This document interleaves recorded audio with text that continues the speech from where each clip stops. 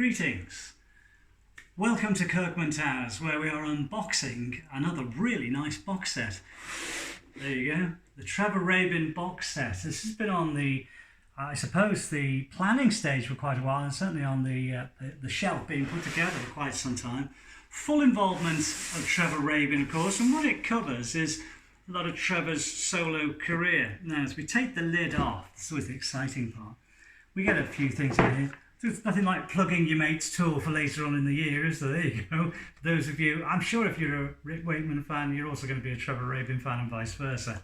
Now, here we have a little booklet showing a lot of the Trevor Rabin material that's available, and also the related material that's available as well.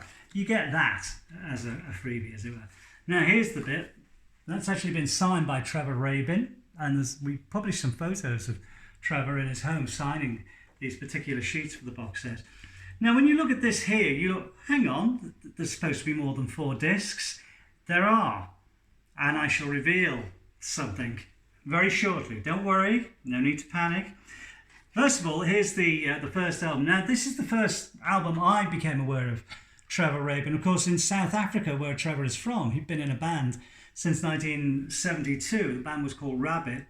And 2 of the members did very well out of Rabin, Trevor Rabin, of course, and their singer, Duncan Foire. Duncan Foire actually replaced Les McEwen in the Bay City Rollers, believe it or not. So there's a fair bit of success surrounding Trevor anyway, with the band Rabin, and they were hugely successful in South Africa as well. This was the first album sleeve I remember seeing in a record shop where I was working at the time. This was Trevor's first album, and it's a wonderful album actually. It's a great debut album. There are some different covers around. It's called Beginnings, but what you get in here is obviously the disc. All the labels look the same, and as I pull out the book here, these are always very difficult to get out of the booklets, the CD cases, aren't they? You get a little bit of background info, some photographs at the time. There's the alternative cover, which you may have, and a little bit of background to the album, some clippings there at the back as well. I remember it having good reviews at the time in the UK when it came out. It was on Chrysalis Records at the time, although it had been released in 1977. So this was the reissue, if you like, in the UK in 78, because Trevor was very keen to work in London from a musical point of view, not only as a musician and an artist, but also as a producer. So his second album, this is a great record, Face to Face, partly recorded in South Africa, but also partly recorded at Air Studios in London. Now, you probably know Air Studios was owned by George Martin, or the late Sir George Martin, but one of the engineers who helped engineer this album was Geoff Emerick, who'd worked with George Martin, of course, and also engineered a lot of the Beatles records back in the day. You may also remember during the tour to promote this album, certainly in the UK, I don't think they did anywhere else, Trevor supported Steve Hillage, and the drummer in Trevor's band at that time was a guy called Simon Fox, who'd previously been with the band Bebop Deluxe. But this is a really nice album. A big improvement on that one. That's not a bad album, I have to say. It's a really good debut solo album, but that was a big step forward. Now, by the time we get to 1980, this was his final record for Chrysalis Records. Now, there's a whole host of people on here, and I can't remember all of them, but I'm going to name some of them. Some of them, obviously, Jack Bruce, Manfred Mann, Simon Phillips, a wonderful drummer, and it was, associate producer is the credit he got, Ray Davies of the Kinks, because it was actually recorded at the Kinks recording studio, Conk Studios, back in the day. There's some good rock tracks on here, which we regularly play on Classic Rock Radio. I Heard You Cry Wolf for a start. That was the last album he did as a solo album for quite some time, because of course following that he got a solo deal with Geffen Records, but they weren't too keen on him doing a solo album. What they wanted to do was put him in a band, so John David Kolodner suggested that Trevor join Asia, and whilst Trevor wasn't that keen, he went along with it because he was in a development deal with them. And he came to London and he rehearsed for a few days with Asia. Big problem, nobody told Steve Howe. So the first time Steve Howe knew that Trevor was in the band was when he walked into the rehearsal room and saw Trevor's guitar rig and all his pedals and everything else. They recorded some rehearsals. You probably find them on YouTube or whatever. It didn't work in the end. Trevor was dropped from Geffen and then was picked up by BMG, which was great, and he was going to do his solo album through BMG. However, the guy who signed him to BMG then left, and the guy who came in, like a lot of record companies, didn't want to take on the other person's artists, so he was dropped from BMG. So it was suggested by Phil Carson, who worked at Atlantic, that he hook up with Chris Squire and Alan White. And according to Trevor, they went out and had a meal, had a great time, came back, had a jam, the worst jam in music history ever, according to Trevor, but he said we really got on well and we decided to give it a go. And that was the beginnings of Cinema, which of course morphed into Yes and the 90125 project. But in terms of solo-wise, his next solo album, 1989, this was a big album. This managed to get a Grammy nomination for short-form video. Also, there was a hit single of the album in the Billboard charts. Not just a hit single, it was number 3 in the rock charts. And this has got extra tracks on this. This is now a double CD with some bonus tracks on it. And I really do believe that Trevor thinks that this is his best solo album to date. And of course, we have heard news that he's working on a brand new solo album, rock album that is. The next solo album he did after that was an album called Jacaranda, which was more jazz-based thing. But he's currently working on a rock album. He said he'd like to get it finished by the end of 2020. Fingers crossed, we'll see. I hope so. But his rock albums normally are very, very good. Now, as I said, 4 albums there. There is kind of 4 solo rock albums. What happens here? Oh, well, we lift this out, and like a very, very expensive box of chocolates, we find another layer. Now here you've got a rather nice poster. That was, I think you could get that on the merch stands when Trevor toured with Steve Hillage on the Face to Face tour. That is, of course, a nice little collage of the first album sleeve. And I'm sure if you ever bump into Trevor and you have it about your person, he'd like to sign it. So that would look really good in a frame. Elsewhere we have some rather nice photos that are from the Yes era. I'm guessing that is from the Big Generator era of Yes, hence the big hair, etc. Here's another one. This, I remember this coming out. This was around about the time of the Wolf album in 1980. Hence, as you can see, he's starting to grow the required 80s mullet hair there. It was a really good album. I can't tell you how good the Wolf album is. Again, here's the... this is another one. I think this is from the Face to Face era. You get the Chrysalis logo there. That was the promo photo of that. And here is the promo for Can't Look Away. That was in 1989, which was on Elektra Records, of course. So you get those. Again, they look very nice in frames, and if you can get them signed, even better. What we also have here is a nice little kind of scrapbook here of some of the things that were going on in Trevor's life around about the time of Can't Look Away. I'm thinking that this could possibly have been a promo for the album, which came out to radio people or maybe promoters and things like that, and newspapers and music press. Some nice photos in here, I must say, from a few different stages. I don't think all of them are from there. That is, of course, the Face to Face sleeve. I think some of them are photos from around about the Yes era as well. That's from the Wolf era.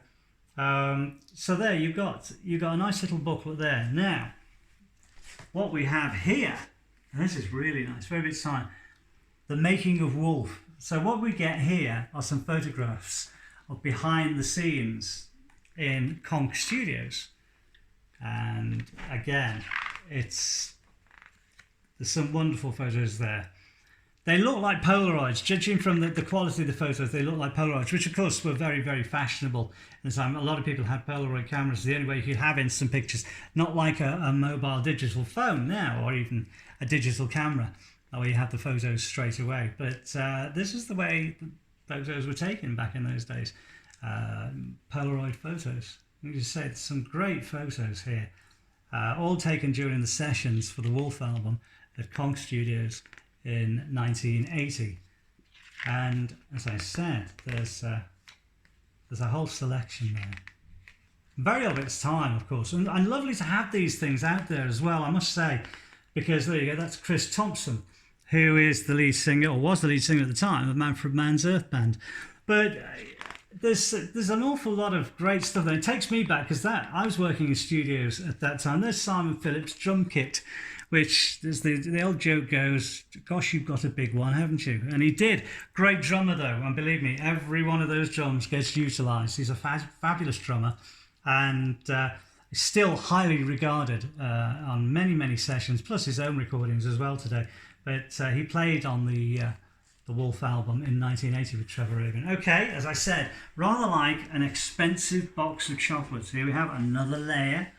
Here we have some more. Now, here is an album that I'm sure a lot of you already have. It's called 90124. Why? Well, it contains a lot of the songs that appeared on 90125. These are the demos, if you like, that probably got Trevor the deal with Geffen, or got the interest of Geffen and BMG, and also got the interest of the guys in Yes, in other words, Chris Squire, and also Alan White, and Phil Carson, I might add.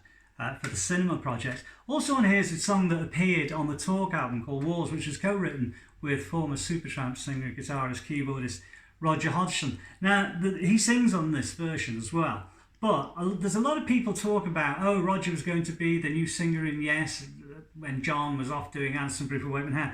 That wasn't the case. I had that both from Trevor Rabin and from Roger Hodgson himself. Roger was not keen on joining a band. At that time, he was more interested in doing his solo thing. So he was never really a main contender for replacing John Anderson. And yes, he did, however, become friends with Trevor Rabin, and they liked working together, and they wrote quite a few songs. That's one of them. The interesting thing about on here is the demo for Owner of a Lonely Heart, which was submitted to loads of record companies who said, nah, I don't think we're going to use that. And one in particular was a guy called Clive Davis, who had the Arista record label. And Arista Records latterly had Anderson, Bruford, Wakeman Howe, and they did the Union album. And the record letters said, we don't hear anything commercial in any of these songs. And Trevor told me he has that in his recording studio pinned to the wall by Clive Davis, which I think is quite ironic considering that Yes signed to Arista Records. I wonder if Trevor ever told Clive Davis that he still has that record. But interestingly enough, it was a huge success. But you can hear the very early stages of Owner of a Lonely Heart on that album. Now, here's a great record. Now, again, from personal experience, Trevor told me he really wished he'd filmed his solo tour, because when he was out promoting Can't Look Away, he did a short tour and he wished it had been longer, but he really wished it had actually been filmed. It wasn't filmed, so unless anybody out there has a film, please let us know. I'm sure Trevor would love to hear about it.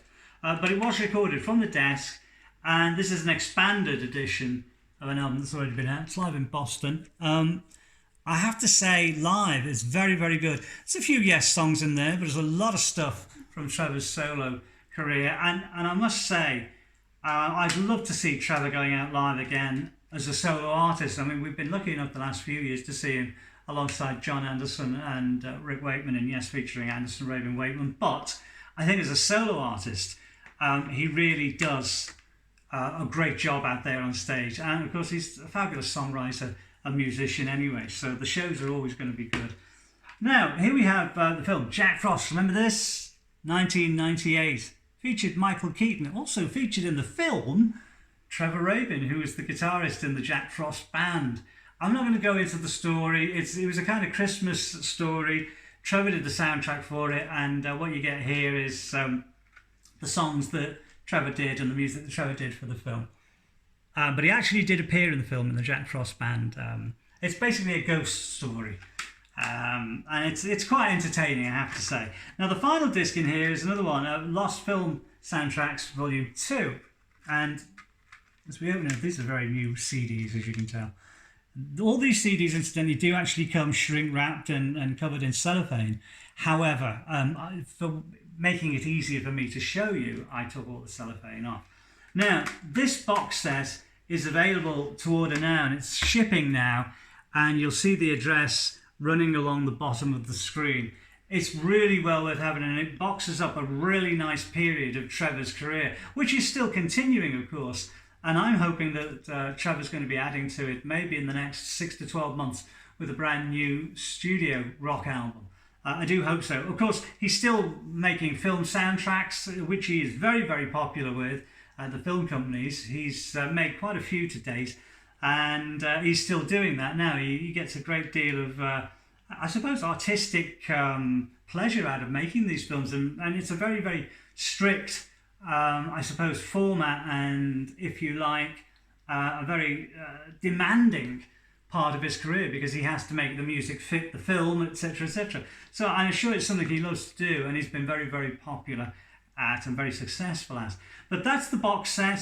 I have to say it's an amazing set, and it's available now. As I said, the address where you can order it running across the bottom of this particular video presentation. Thank you for watching this. If you're a Trevor Rabin fan or a Yes fan, I'm sure you'll love it. And when you get it, believe me, when it gets delivered to your door, it's very exciting when you open it up and see it. This is going to provide hours and hours of fun. So if you're a Trevor Rabin fan, this might be a nice birthday present, or I'm even looking forward to Christmas. Whatever it is, you will enjoy it if you're a Trevor Rabin fan. And I hope you've enjoyed this presentation. Thanks for watching.